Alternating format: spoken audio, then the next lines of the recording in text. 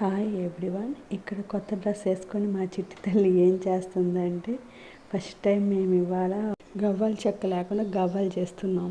గవ్వల చెక్క లేకుండా గవ్వలు ఎలా చేస్తున్నాం అనుకుంటున్నారా? ఇలా దువ్వెనతో ఐడియా సూపర్ ఉంది కదా. గవ్వల చెక్కతో చేస్తే ఎంత పర్ఫెక్ట్గా అయితే వస్తాయో దీంతో చేసినా కూడా అంత పర్ఫెక్ట్గా వస్తున్నాయి. దువ్వెనకి కొంచెం ఆయిల్ అప్లై చేసి ఇట్లా చేస్తుంటే ఎంత బాగా వస్తున్నాయో మా పిల్లలు కూడా చూడండి ఎంత బాగా హెల్ప్ చేస్తున్నారు. దీంతో చేయడం కూడా చాలా ఈజీగా ఉంది ప్రాసెస్ అంతా. ఈ పిండి కలుపుకోవడం కూడా చాలా సింపుల్. 1 కప్పు గోధుమ పిండికి 1 కప్పు మైదా పిండి కలిపి కొంచెం ఉప్పు వేసి లైట్గా కొద్దిగా హాట్ వాటర్ పోసుకుంటూ చపాతీ ముద్దలాగా కలుపుకోవాలి.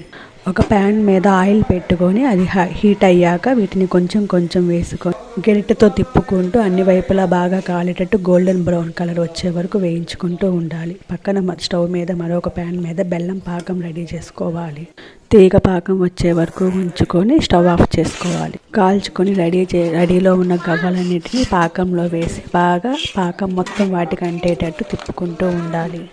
ఇంతలో ఒక ప్లేట్ మీద ఆయిల్ రాసుకొని ఈ పాకాన్ని మొత్తం దాని మీద పరుచుకొని చల్లారి పెట్టుకుంటే కమ్మని రుచికరమైన గవ్వలు రెడీ.